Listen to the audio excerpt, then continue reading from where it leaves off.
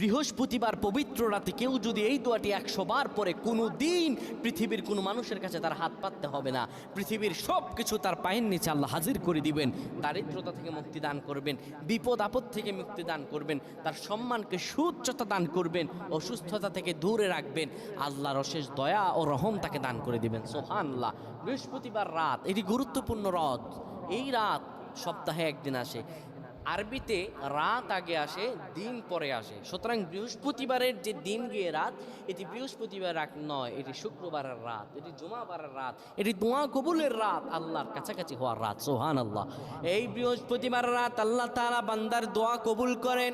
কেউ যদি বৃহস্পতিবার রাতে ঈশা নামাজের পরে পবিত্র হয়ে ইয়া হাইয়ু ইয়া হাইয়ু ইয়া হাইয়ু ইয়া রফিয়ু ইয়া রফিয়ু ইয়া রফিয়ু এই দোয়াগুলো পড়তে পারে 100 বার, আল্লাহ রাব্বুল আলামিন